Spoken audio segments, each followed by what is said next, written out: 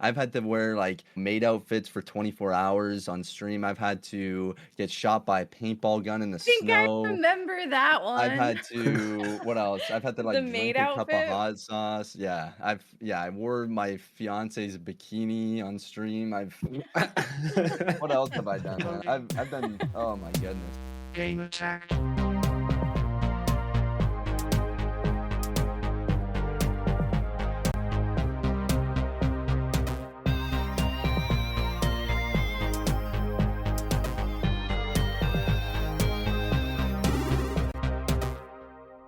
You're about to meet someone who doesn't just stream games. He shows up for people every single day. He's the kind of creator who makes you feel seen even when you're just lurking. He built RegenNation not for the views, but for the vibe. Real, grounded, and full of heart. In this episode, we get into where that comes from. The name, the faith, the grind, and the choice to keep streaming when everything says quit. If you've ever wondered how much of you lives in your gamer tag, this guy's got an answer. Let's get into it. Here's our conversation with Regen. Hey, Regen, thanks for joining us on this episode of Gamertag, bro. Yes, sir. Yeah, man. Hey, so let's not start talking about games yet, but let's talk All right. about you. When you started, what kind of kid were you? Were you always hanging out around video games? Was that always part of your life? Like, when did that? I would say gaming was and is a very big part of my life. Like when I was very young, the thing that introduced me to gaming, I would say is like the NES and SNES, like Mario Brothers. You know Oh, what I'm yeah. talking about? Yeah, bro. So when I was a kid, I never played on the original console, but my dad bought me some plug and play where it was like the console, you just plug it into the TV and it just worked. You know what I'm talking about? Like the Yeah. controller was the console. Yeah. So I learned what Mario Bros was on that, and I was like, "Oh my goodness, like I really like this." And then we ended up getting some like third-party Duck Hunt, and I was playing that. And as I got older, I started to get like Super Smash Bros on the GameCube, Mario Sunshine, Luigi's Mansion, and then the thing that really took off for my like grind for gaming, I would say would be PlayStation 3 and Xbox 360 Call of Duties, like BO1, MW2, MW3, like the OG ones. Hell Those yeah, were like dude. Bro, I was in grade like 6 to grade 9, and those years were like, oh my goodness, the amount of hours I put into gaming was insane, bro. That's fire, dude. That's awesome. Call of Dude, Duty really is a gateway. it Oh is. my goodness, yes. For so Like, many, I feel like that's so many people's answer is Call of Duty. It started with Call of yes. Duty. Call of Duty back in the day was just different. There was no Fortnite or anything for all these kids to gravitate to. So it was like when you were a kid, there was like it was Halo or COD, and then everything else was secondary. It was something else. Those were like the two primary games that people played. What got you into COD over Halo in that context? Because I was a big Halo fan. So you're right. I think you're right. It was Honestly, those two.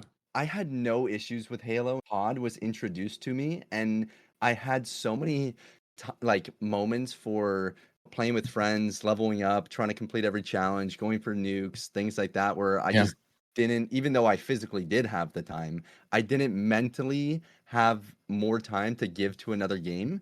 I watched professionals play Halo, and it seems interesting. I never physically grinded it. I always thought it was like the difference because in Halo, like when you're getting shot, like you get a little bit more time. Like in Call of Duty, Oh, when you get way shot, more like you're time. done. Way you more. know? Yeah.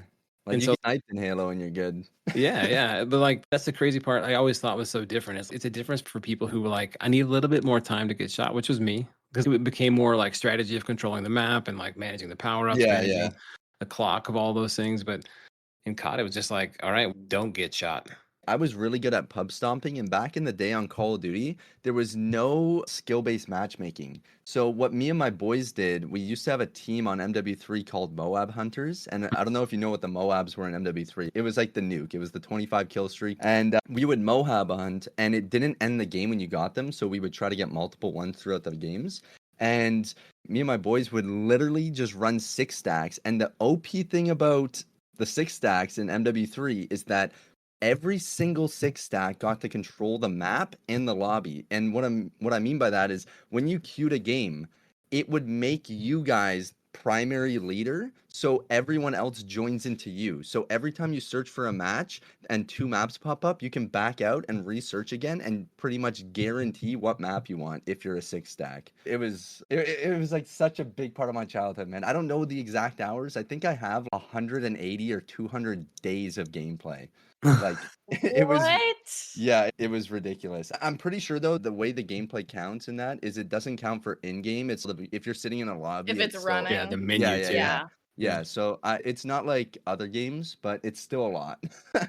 That's crazy, bro. So you're a young guy, like you're getting to COD. So that's when FPSs start for you, right? Like, Absolutely, yeah. yes. All Okay. controller at the time.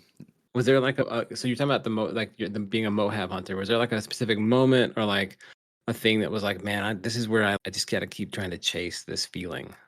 It was just honestly, I'm addicted to dopamine, and that was my childhood's version of just like dopamine hits. It Yeah. was just like watching yourself drop like insane stats on your scoreboard. You know how at the end of the match it shows the leaderboard to everyone and it'll show your kills, deaths, all that, right? It was Yeah. just like the thing I craved as a child was just like outperforming everyone else on the leaderboard. It was like I wasn't good at much in life other than video games. Like Yeah.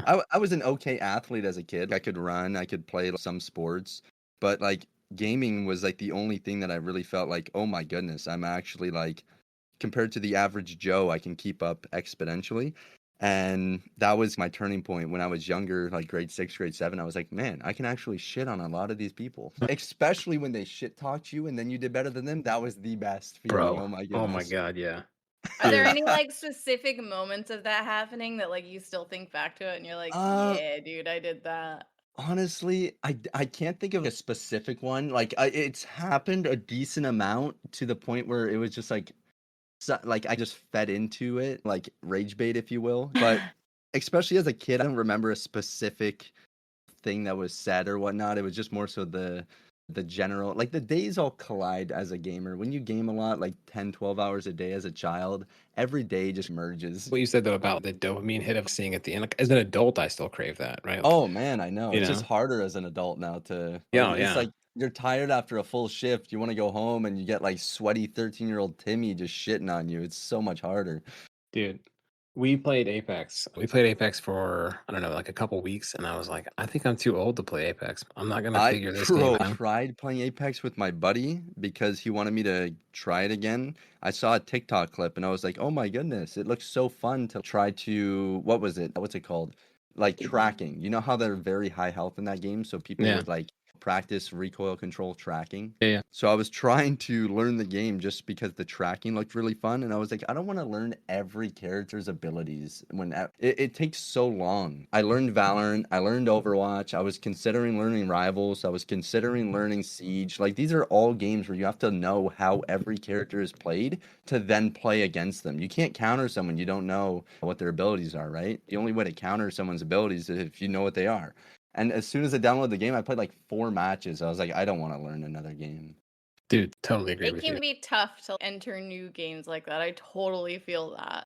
Yeah, like But with Call of Duty, it's simple because there's no abilities. Frag grenade, flashbang, and a gun. You know what I mean?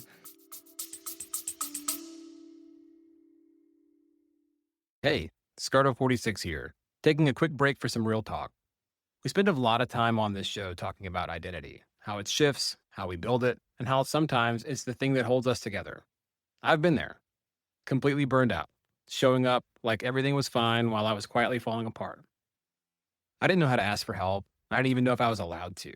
But games were there, not just to distract me, but to give me the space to breathe, to just be.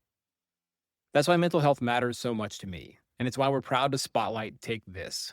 They're a nonprofit doing real work to make the gaming world safer, more human, and more sustainable for players, for creators, and for everyone in between. They're behind the AFK rooms at conventions. They publish resources on burnout, community health, studio culture, and they actually get it. One of the coolest things they're doing right now is the Accelerate program. It's a 6-month mentorship experience for early career creatives in games and mental health. You get paired up with industry pros, dive into workshops, and connect with the whole community of folks trying to build something better. Season 2 is about to kick off, and it's such a smart, supportive way to level up, not just professionally, but personally too. So if you're listening to this and you've been trying to figure out where you fit in the industry, or how to keep going. Start here. Visit takethis.org or head straight to takethis.org/donate to support the work they're doing. We're so grateful to Take This for being part of this with us. And now, back to this episode of Gamertagged. Okay, so comparing Call of Duty and what you just said about how simple it is, like your kit is your everyday kit. What was it about Valorant that drew you to it and made you want to focus on that? That's what you primarily stream, right? Yeah, so time skipping forward from me being younger playing COD, I eventually played Fortnite and I learned mouse and keyboard and I fell in love with the mouse and keyboard movement from Fortnite. So someone suggested Valorant and it wasn't brand new, but it was still in its early stages. And at first, I wasn't even focused on trying to learn everyone's abilities because I didn't think it was going to be a game I was going to main. I thought it was just like let's just play this for a month or two and then figure out what we're going to play, right? Every game I played before Valorant, you didn't have to stand still while you shot. So that alone, that mechanic alone was new to me. So I had to learn how to play this FPS game from scratch. In Call of Duty, you could jump and your bullet would go straight. In this game, you have to be perfectly still or your bullet goes into Narnia. So I enjoyed learning something new because I was still younger and I still had the free time and I wanted new content, right? Now I don't think I'm in that position, but back then I think it was a perfect time to learn something new. And it was just the one game. It's not like I was trying to learn Siege, Apex, Valorant, and Overwatch all at the same time, right? The thing that really made me like Valorant is it was like my first game that I played where there was so much utility that you could utilize. And in the lower ranks, no one knew how to use it. So I was just shooting. I started playing Sage because I wanted to be useful to the team. But then as I started to climb, it's ironic, I started to play Reyna because I love being full health. And we can go into the whole gamer tag thing about regen, but you know, it may or may not have something to do with regenning your health. The fact that you could play very aggro. I liked how duelists were played. I don't know how much you guys know about Valorant. I know Martha knows a little bit. A little bit. Okay. I don't know how much you play. My bad. Put some respect on my No, brother. not like that. Not like that. But so I don't know how much you grind. Do you play? Are you like? I haven't been playing in a while, and don't ask me my rank. There you go. Duelist in itself is just such a fun aggressive role. When I first hit Immortal, I was playing Jet because no one knew how to counter the op. It was just a simple point and click. And coming from Call of Duty, it was such a similar thing that I was used to. And then later on, with me falling in love with Reyna, I stopped kind of Jet op crutching and moved towards just going for one taps with the Vandal. So when I hear you tell this story, I see you as little Regen, like gets into Yeah. Call of Duty, right? And that's your vibe. And you keep chasing that vibe of, hey man, I just want to do cool shit with my friends and try some stuff and have fun. And I want to chase that dopamine. And that leads you down a road in the future to Valorant, right? Absolutely. And so like you're still little Regen, like just big Regen in a way. now. Yeah, like there's things that I still chase from little Regen's past. I have a lot more responsibilities on my plate now, and I don't have as much free time. And when I do, I am physically exhausted some days. Working manual labor the last 6-7 years at different jobs, it's very difficult to get on and try to top frag. But days off or whatnot, you crack an energy drink and you're good to go. Hell yeah, bro. So when did you become Regen, right? I love the name Regen, but where did it come from? I've had a bunch of gamer tags in the past. Before Regen, I had one called Stunner. It was Stun, STUNN3R, okay? Okay, all right. From there, I went to some more, very elementary school-esque. And then from there, I went to some more inappropriate names that I won't talk about. And then from there, I was like, I'm sick of this inappropriate name. I don't like how it looks. I don't like how it sounds. I'm a grown-up. Yeah, even then, I was just like, grown up or not, I was just like, I don't like it. So I was like, I want something simple. I want something short. Because a lot of the people that looked threatening in Call of Duty lobbies had 3 to 5 character names. Oh my god! And yes, there was no XX, there was no numbers. Like anyone with numbers in their name, like Cool Dad 1682, like they're not getting 40 kills a game. You know what 100%. I mean? Yep. Or XX Demon Slayer _XX. Like that guy is not getting 40 kills in a game. No, but like it's not scary. If you have just Jinx, Zeus, like something simple. No, you're right. those are the names where you're like, this guy could be a goat. You know what I mean? Yep. So I was just sitting there and I remember exactly what I was doing when I thought of this name. And there's no like really special origin to it. It was just like I was playing BO2 zombies. Okay. And I was just training, I don't know, around. I was just training the map and I was asking my friends, I was like, what should my new name be? And I was just sitting there spitting out names like this. And I was like, yeah, it's okay. It's okay. And then I thought of regeneration because all the FPS games I play, you regenerate your health. And I was like, regenerate is too long. And he goes, what about regen? And I was like, wait, that actually sounds amazing.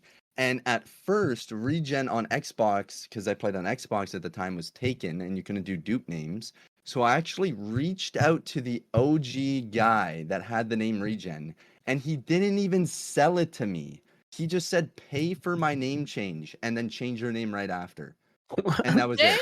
So I have the OG gamertag on Xbox Regen. Wait, so Now, how long have you had that though? I've had it for ages now. Like a decade, right? At least. No, so I didn't get it longer. right away. I didn't get it right Okay, away. okay. I honestly don't remember what my OG one was. It could have been like underscore regen underscore or something like that.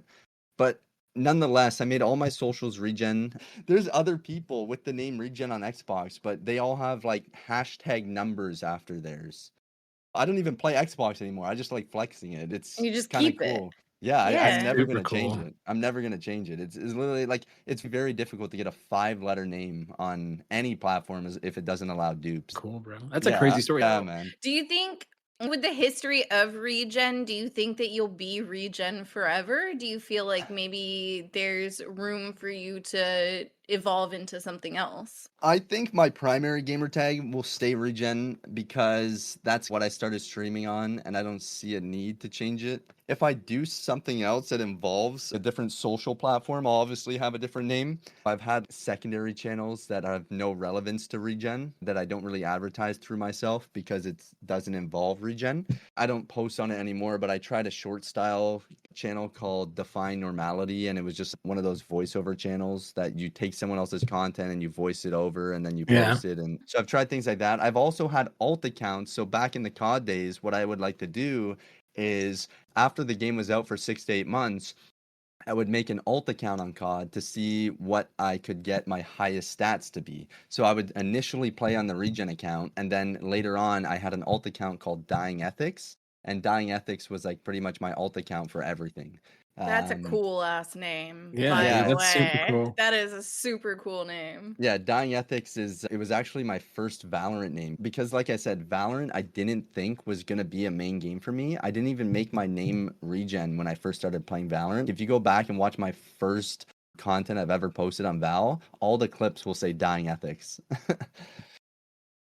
Dude, I actually like crazy. Define Normality too. That's a crazy name. I Yeah. know you have. I You're feel so like creative, these names dude. are like, yeah, it's super creative, super layered. I feel like they have hidden meanings. Is this commentary on society, brother? With Regen, it was like I didn't feel like there was much. There wasn't too much special stuff behind it, other than the fact of like the whole regenerate your health thing. But establishing a brand around it now, it's very difficult to have the concept of getting rid of it. You know what I mean? Yeah, It wasn't like it wasn't until I started streaming with the name Regen and RegenNation where I was like, you know what? I can't change it now. I can change my logo, sure. I can tweak some things here, but I don't think I'll ever change my name. I think my name will always be Regen. Okay, so you mentioned RegenNation. Yeah. Where did nation come from? What does that mean to you? It sounds like Regen itself is a branding for you. That's who you are. That's who people know you as. Does Yeah. it reflect anything else? So I don't remember the exact reason why I started the Nation bit. I think it was because back in the day when I first started with streaming on YouTube and then later on Twitch, I couldn't use the name Regen, I think it was. So I went with RegenNation to have I can't remember if it physically didn't let me or if there was just a bunch of channels named Regen, so I wanted to stand out. But like my in-game name on everything is Regen, but then a lot of my channel stuff is RegenNation to associate it more with the content end of things. So My display name would be Regen, but a lot of my socials would be RegenNation. So Twitch is RegenNation, YouTube, even though the channel's display name just says Regen, the actual @ for YouTube is RegenNation. So I Do you think it was. think? What's Sorry, go up? ahead. I think it was just more like a socials thing, like a content thing that I threw in there. Because I think Regen, with me being a smaller creator, was too difficult for discovery. Because there's so Okay. many different channels named Regen. And even Regen in German, I think it is, means rain. So if you search Regen on YouTube, you just get a bunch of videos of rain. Hey, I love rain videos. Yeah. Nation, though, I think I was curious about Nation because it implies like a community. Was that intentional on your part? Absolutely. Because Yeah, I yeah, feel like yeah. there's so many words you could have gone for. Yeah, no, it was absolutely for that. Like with me, when I first started streaming, I get like 0 or 1 viewers. And I like the concept of regular viewers coming in after a couple months, and it's building that community aspect. And even the Discord server, I think you can do any name on Discord, but I chose to go with RegenNation for the Discord just because that's kind of like the whole, like you said, the whole premise of the community thing is that without viewers, you're just playing video games. Yep. Without a community, you're just playing video Yeah. games, right? I could press go live, but if I have 0 viewers for a whole year, then I'm just playing video games. So without the community, which is the nation, then Regen means nothing. It sounded clean, Regen Nation. It was nice and short, still relatively simple. And just hearing the first part, Regen, if you knew me, Regen Nation, most people could put 2 and 2 together. I think that Nation really fits you because I feel like you're larger than life for anybody that has seen your streams. I don't know how much you told them or how much you've seen, Martha. I've done a bunch of challenges on stream for like subathons, right? Yeah. And when I first started, it was just when people donate, time gets added, that's it. And then someone recommended doing challenges for it. And that's where it started to go crazy. Oh my goodness. People started suggesting challenges during my subathons, and some of them were just diabolical, man. For the size of my community, the amount of support that I get, especially during these subathons, is just absolutely phenomenal. It is incredible. Like when you put it in retrospect from my viewer count to the amount of support that I get, not just financially, but just from like people's energy. Like I have sometimes 8 viewers and I'll hit a clip and the chat will just go crazy. I have hundreds of people watching me, but there's 8 people in there just hyping me up. It's insane. That's freaking man. awesome, dude. Yeah. Yeah, man. It's all about quality and not quantity, man. You very clearly and very obviously love your community. I think I've known that from the Absolutely. very first time I landed in your stream. If you had to describe your community and what sets them apart from others, what would that be? And would you say that was what you were looking to build from the start, or did it exceed your expectations? It was definitely what I was looking to build from the start. I went into this with 0 expectations. Like when I started streaming 7, 8 years ago on YouTube, I averaged 0 viewers to 1 viewer for 3 months. Literally, like when someone joined chat, I would light up. My expectations were nothing until I made, in 3 to 4 months, I made $100 in stream. And I was like, oh my goodness, I just got a $100 paycheck from YouTube from playing video games. This is incredible. From there, I was like, how can we do more? How can we build more? I wanted people have a place where they could go. And again, people will never be 100% on the same page with everything, but I wanted to have a place where people could go to just be comfortable to talk. I'm not going to say any details, but I've had people send me such personal DMs about their life because they felt comfortable in my community and with me that I can't even say to you guys because of the amount of detail that they shared with me. You know what I mean? And that's what I wanted to go for. I just wanted to create like a place where people can feel comfortable to either escape the reality that they're living that they're not happy with, or to just create a bigger positive space for either after school, after work, stuff like that. You got that vibe, bro. You're like an empath and you also like really connect, and I think you're a conduit. Like people can connect to you. It's hard some days, especially like I said, without having the energy, because I want to be the one supplying the energy, not getting it from chat. There are some streams where I went live where I should not have went live because I was too tired, so I couldn't provide what I normally want to provide. You can't have a perfect stream all the time. Yep. But that's like my main goal is when I press go live, I want the people in the chat to A, feel welcome, and B, have either a sense of escape from the reality, if that's what they're going for, or just a distraction of whatever they're going through. I just want them to feel like once they join the stream, they are now in a different world. You know what I mean? I want them to feel like they're inside of the stream and not just watching something. Yeah, like they're part of the nation. Exactly. Yeah, bro. That's Yeah. it. I So on can. that- You definitely are hitting that mark. If you ever have those days where you feel like you're not, you are. Thank you. There are days where I feel like I'm not, but it's not because it's an overall thing. It's just because of how I feel in that day. Yeah, man. Let's say that our listeners are out there and they like want to join Yeah. Regen Nation. What would you say to them? And one of the cool things you do, and I don't know if you want to talk about this, is you always notify Nation in your Discord before you go live to let them know to come Every single join. Like, time. yeah. So what would you say? Again, I don't care about the quantity. I care about the quality. If they feel welcome and they want to be a part of it, I would love to have them. If someone joins and they like the vibes and they want to be there, I'd be more than happy to have them. But I never want someone to follow just like pity. I want them to feel like it's actually a place they want to be. Even if they can only watch me once a month because they have a very busy schedule, if it's a place they want to be, then I would love to have you here.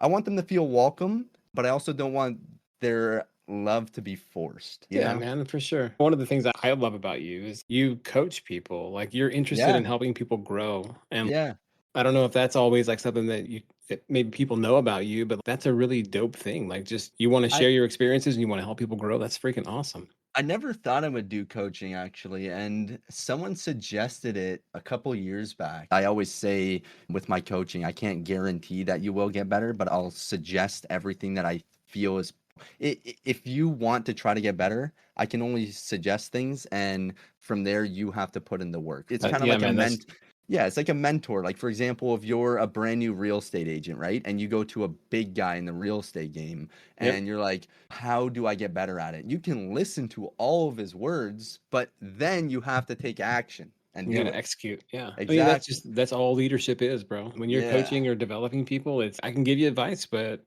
you're the one who has to hit the buttons. Yeah.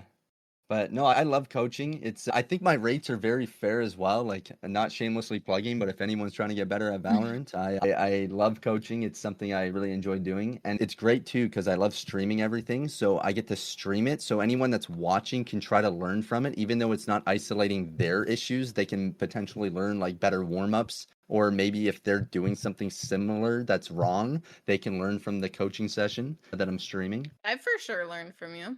Yeah. I do also, while we're talking about like how you stream all of this stuff, I think one thing that I thought was really cool when I first started seeing your streams is your hand cam.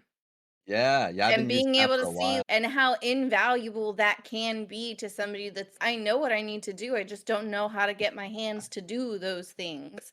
What inspired that? And then what inspired what your mouse is on top of? Oh, goodness. So tell us about that. I'll start with the second one there. So my mouse pads, I don't use too many of the lewd ones anymore. Like with me getting older, I strayed away from it a bit. A couple years ago, I really liked using them. If you're scrolling, right, and you see a diabolical mouse pad, will you stop for a second and be like, whoa, what is going on? It catches your attention. Positive or negative, it still caught people's attention, right? There was a lot of, you could say, controversy about it. And a lot of my comments on YouTube were people commenting on just the mouse pad, not even the video. So I'm getting viewer retention and I'm getting attraction in comments, likes or dislikes from just the mouse pad. Never mind the gameplay itself. I've had videos where people are like, are we going to stop and talk about the mouse pad? Holy mouse pad, W mouse pad, L mouse pad. This guy's a gooner, whatever it is, right? Those are like one of your like channel point rewards things, Change or maybe mousepad? was it channel points, or I can't remember. So was that channel or sub? points, yes, yeah. I have 13 different mouse pads now, so it's a pretty high reward. It takes a lot of bits, but I have a lot of, like I said, a lot of diehards that watch me. Even if I have 2-3 viewers, it's usually regulars, but sometimes we'll get more people in there. Nonetheless, the reason I have that command is just because I want it to be more interactive, and it's a good way to allow the chat to control some things. Like I have now with channel commands like push-ups, change mouse pad. What else do I have? Hydrates, etc. But I really like the change mouse pad because I would let them either choose it or I would just go into this big box I have and just grab a random one. But like I said, I strayed away from the lewd mouse pads a little now just because I'm getting older and it's not really something I'm too fond of anymore. And also, I'm not trying to get too religious here. I'm trying to get closer to God, and with my belief in Christ, I'm trying to do better in that regard. Not trying to fight head on, but try to flee from. So the best way to flee from it is to not emphasize it as much in my life. But yeah, that's kind of like the main reasons I got rid of the kind of more lewd mouse pads.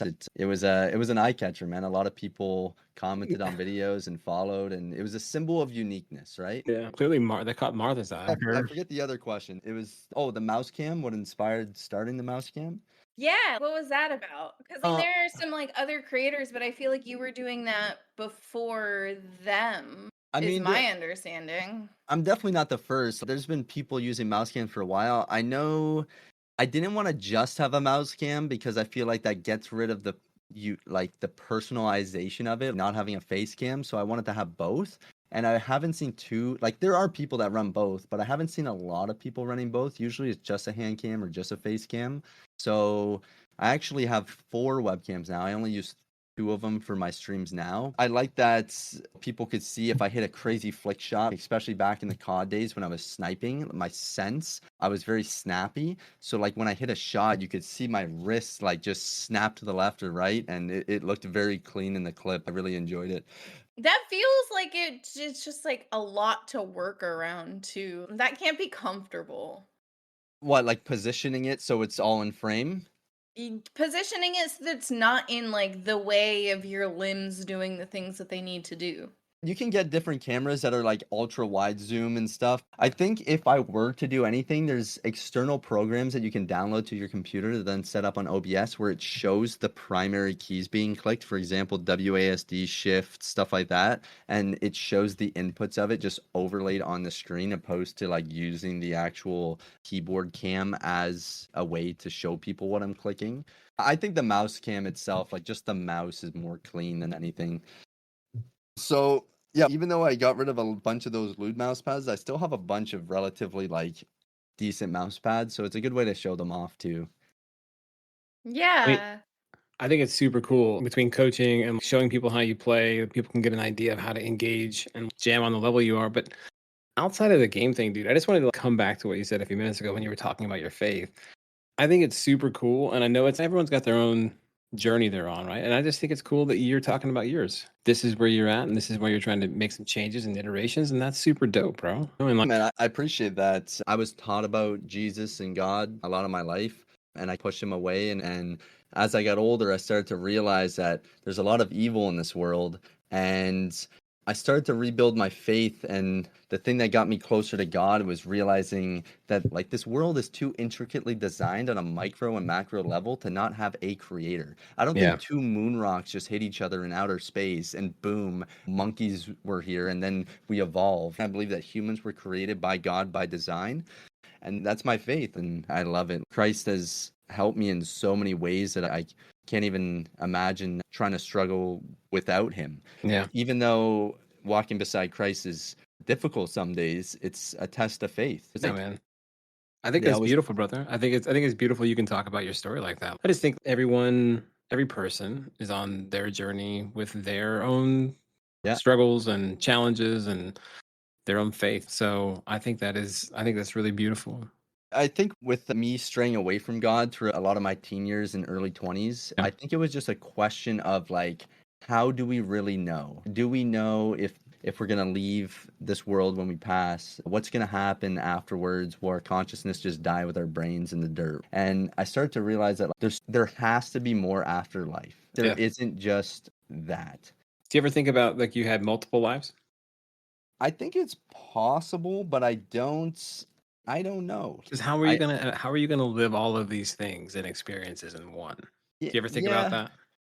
I think if there is, you definitely don't remember your old ones. Yeah, totally. Yeah. I think that there's heaven and hell, and I think those are 2 places you can end up. I don't know if God allows reincarnation. There's a lot of talk about it, but again, I won't know until the day comes. Yeah.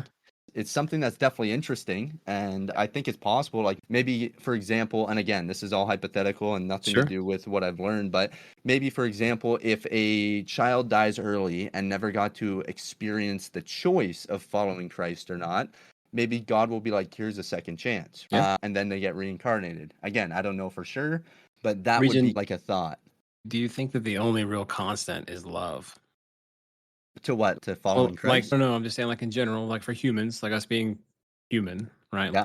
Whatever belief system people have or whatever, all we really got is love. And like people figure things out on their own, or they engage in different ways on their own if they find their own path. But like love is a constant part of this journey. Love is a very high vibrational feeling, and it's Yeah. like one of the top. But I think there is more than love. Like I think everything's yin and yang. Like with love, there's hate. With I think Gotta have there's more to balance. it. But like on a vibrational scale, like love is like the highest vibrational frequency that a body can emit. Like when you're at a peak of love, like it is the frequency that your body emits when you're truly in love is just like absolutely at the top. So speaking of being truly in love, so you mentioned that your fiance has been part of your story. So how does your fiance fit into your journey as Regen? My like the whole gaming thing in Regen was there before I met her, but she like I I don't know how to describe it as far as fitting in. She's very supportive. She helps me in ways that I can. For example, my logo currently is one that she drew on her iPad. She's very good at drawing and stuff.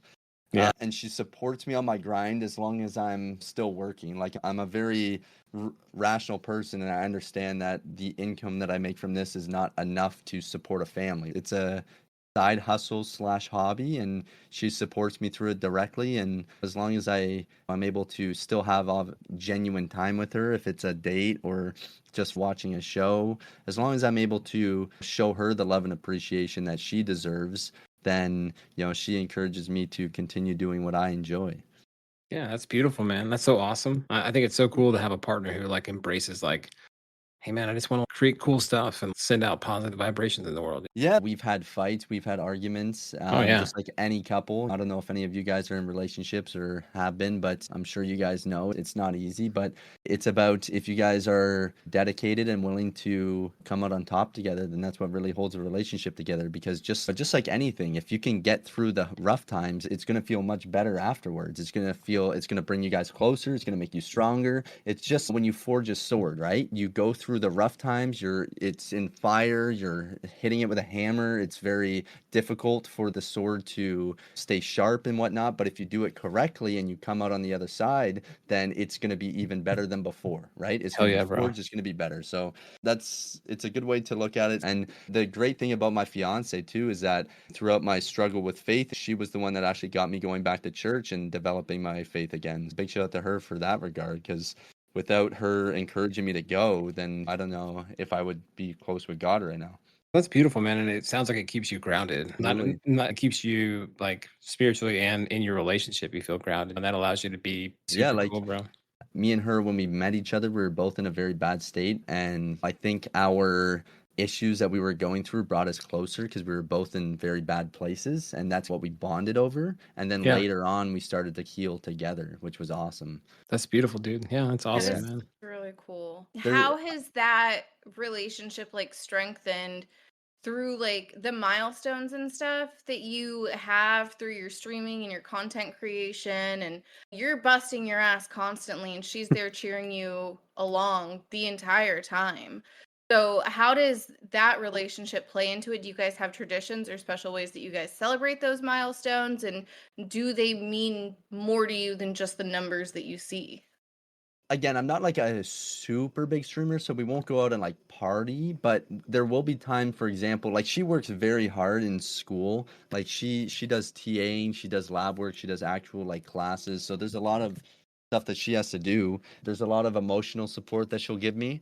And I think in ways of celebrating, like for example, if I have a successful subathon, we'll celebrate in if it's putting the money towards the wedding fund, we'll celebrate in that regard or something like that. But there's not like an event that we'll do in celebration. Like we'll go out for a nice dinner once in a blue moon to celebrate if we have a really successful month.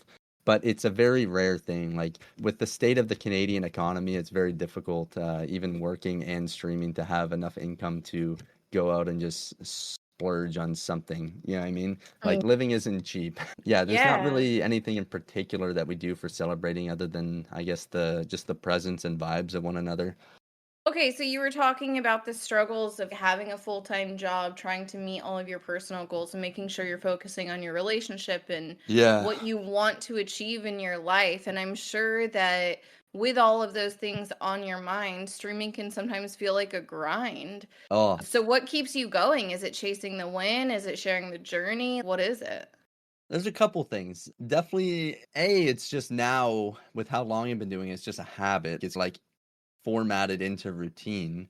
When I had more free time, it was more so the journey of just if I can grow, if I can get more of a following, if I can, like, finances are something, but they're not everything. There's some months that I'm streaming and it's like the amount of gifted subs that I've received from one singular person is just insane. So if I'm grinding for more content, like more clips, if I'm grinding for more viewers, if I'm grinding for trying to hit a new rank in Val, can I hit Radiant? Can I hit Immortal 3 this act? Those are kind of like the main things that keep me going. The hype that my community provides for me is just astronomical. The love that I receive, like not just financially, but emotionally, is just insane.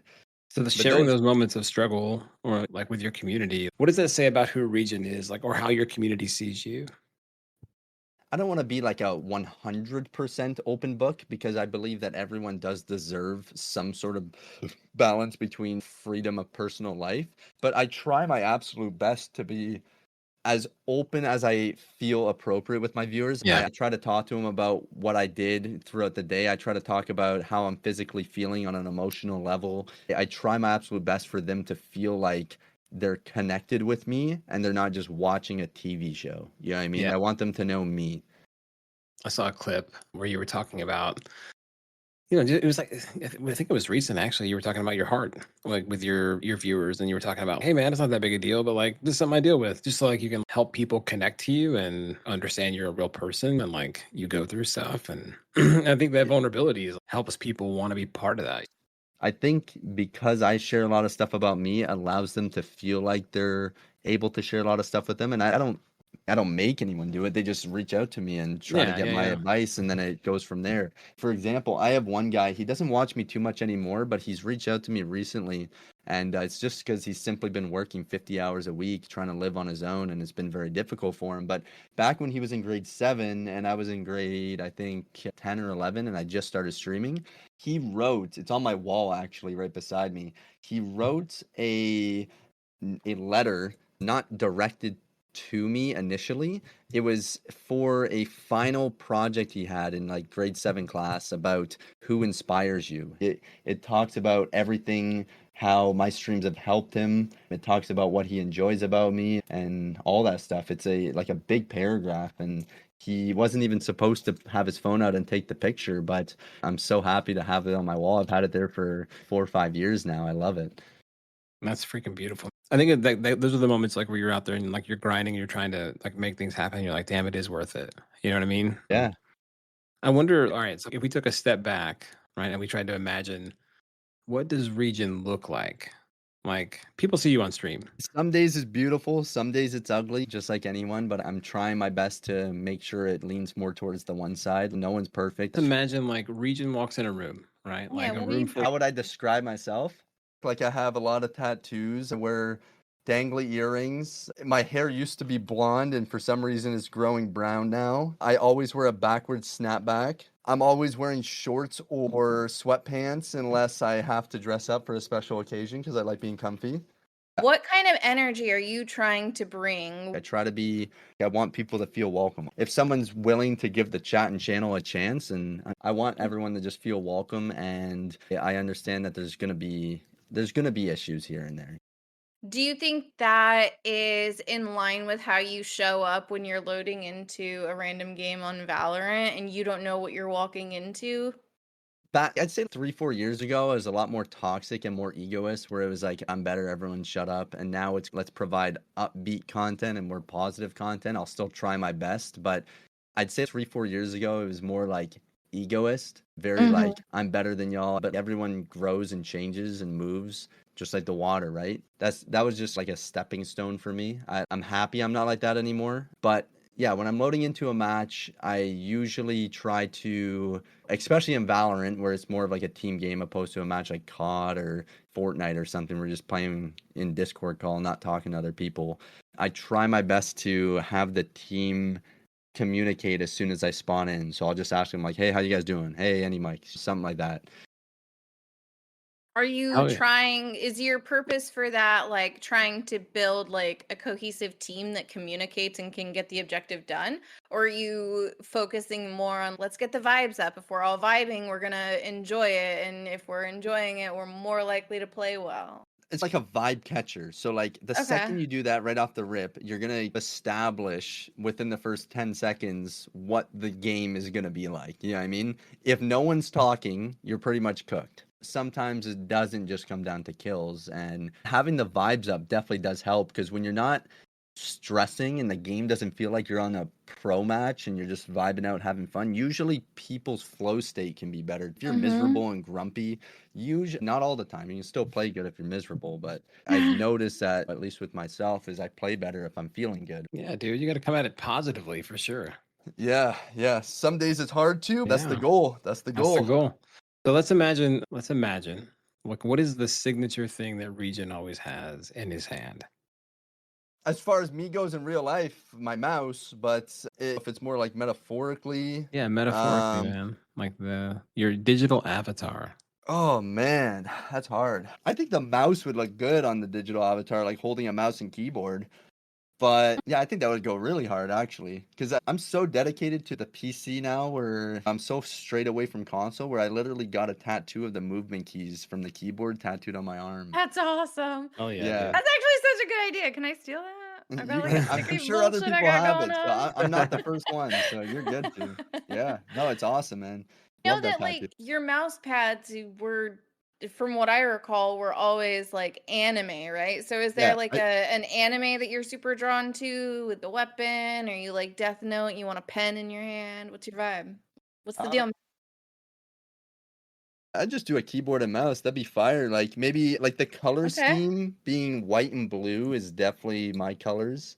But you don't need to overcomplicate it. White and blue with a keyboard and mouse, and maybe one thing you could add that would be fire if it renders that way. You don't need to do this, but you know the Reyna Leers from Valorant? Yes! Adding I will a get Reyna you guys a Leer, picture. like me, like holding a Reyna Leer in one hand and like a keyboard or mouse in the other hand. That would be crazy. No, that'd be super cool. Because my profile picture, my logo right now is my fiance Drew. It's me holding the jet knives, which is pretty nice. But I think the Reyna Leer would go hard. I just holding it, like levitating above my hand. Okay, perfect. We've been trying new stuff. It worked last episode, so we'll see if we can make it cook this episode. If it doesn't work, it doesn't work. Honestly, I've looked at all the other ones. If it doesn't work, my wife is the designer, and she'll like just Photoshop it in. There you go. I can send her some pictures, and she'll make it happen. Is ReRoll the thing where you make the card, or is it just? Yeah, bro. Buddy. Wait. So here's our game we play on the Gamertag podcast. So it's ReRoll.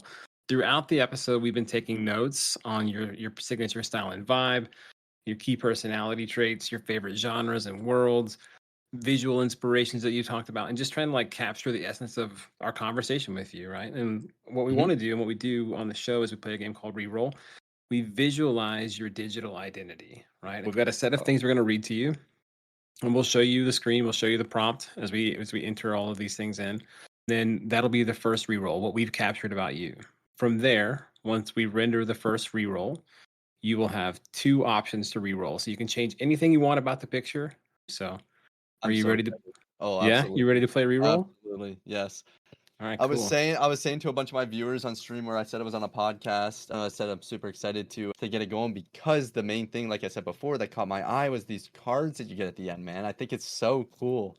Like Martha showed me hers when she first introduced this to me, and I was like, that card looks sick. And then I looked at all the other ones. I was like, damn, let's go. All right, so what we're gonna do now is I'm gonna share my screen, and then Rhinoceros is gonna read to you what we captured about you during the interview. Let's get it.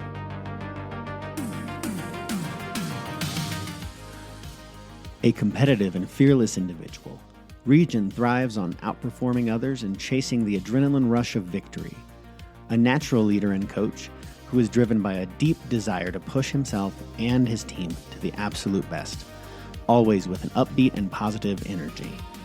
While playing as a duelist in Valorant, he brings a unique blend of skills and flair, never shying away from showing his true self to the viewers. His gameplay style is a fusion of high-energy plays and effective communication, often serving as the team's foundation and motivator. With an affinity for games like Call of Duty, Valorant, and Overwatch, he embodies the spirit of a player who is both tactical and engaging. His visual style is a mix of Valorant and anime-inspired aesthetics, blended with comforting elements like a backward snapback, sweatpants, and signature accessories like a mouse and keyboard, with deeper symbolic influences like Reyna's iconic Leer, embodying the perfect mix of strength, fluidity, and balance. Always welcoming and open, he creates an environment where others feel both motivated and comfortable to be themselves.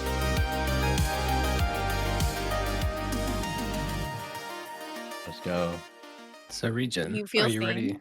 Are you ready? That was amazing. I felt like I was like listening to my life, just like flash. I was like, damn. Okay, That's yeah. awesome. That's the goal. Let's go. Well, let's I'm ready. see what happens on your first reroll.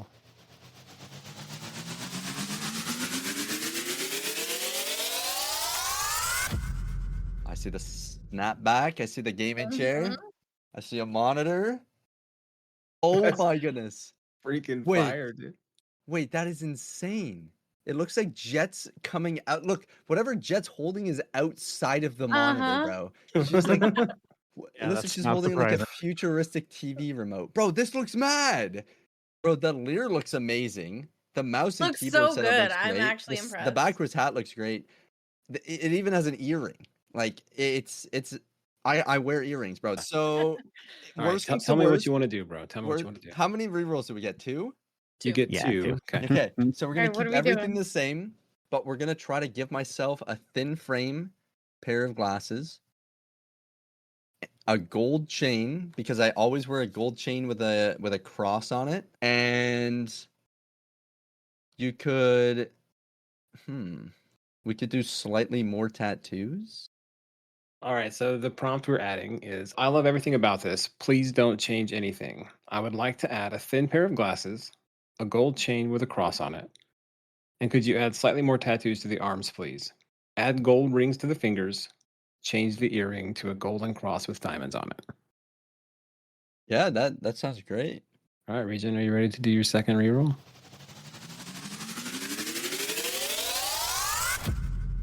Oh my goodness, it's rendering. Okay, What do you think about this picture, bro? You get one reroll left. I think the picture's excellent. I don't even know if I want to change it.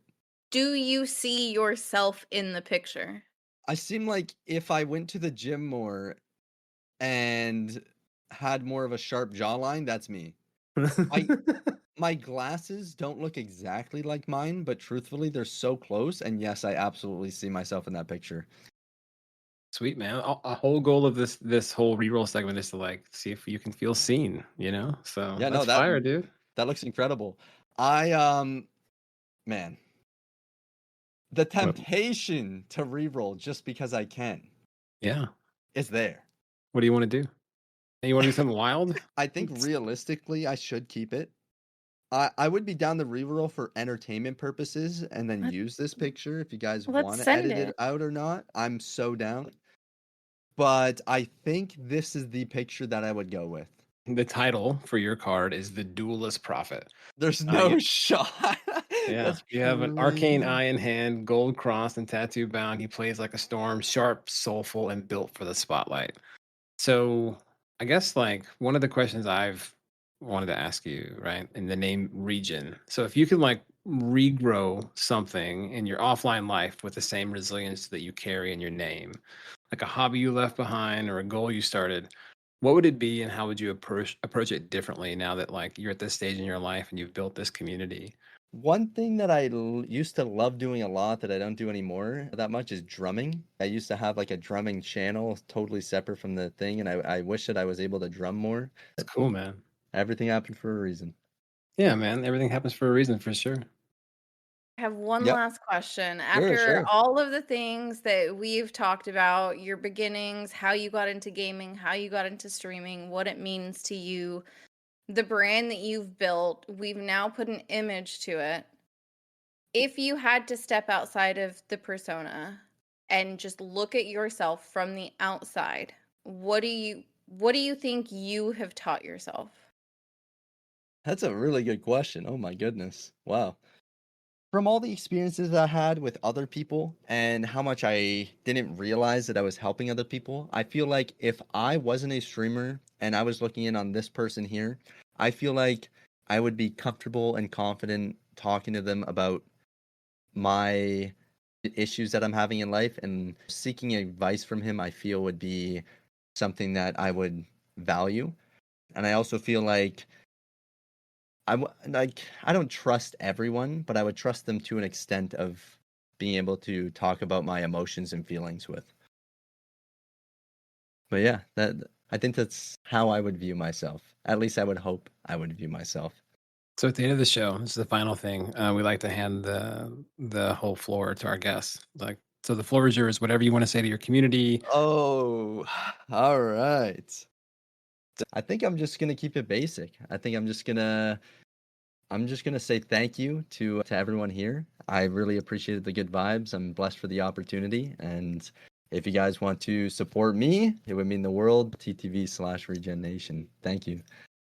No, yeah. I had so much fun, guys. Thank you so much. No, thank you, Regen. Thanks for hanging out tonight, man. We had a great time hanging out with you. Of course, Yeah, it's bro. been a lot of fun. It's been really cool getting to know you. Thank you. Well, I'm going to say also a quick thank you to Martha Maple for co-hosting. Thank you, Ryan Ostris, for being on the show tonight, taking notes, and the future editing. And thank you, Craig. The Thank MVP. you, Craig. I keep saying it. Craig's my favorite coworker. Yeah, Because he never talks. Doesn't speak. Yeah. That's it. All right, that's going to do it for this episode of Gamertagged. Thanks so much. Bye. So much of Regen's story is about consistency, not in like a grind set way, but more of in a human way. I agree. He's proof that showing up, being honest, and staying you in a world that rewards flash, that builds something real. We talked Valorant, we talked faith, and we talked burnout. And through it all, Regen never let go of who he is.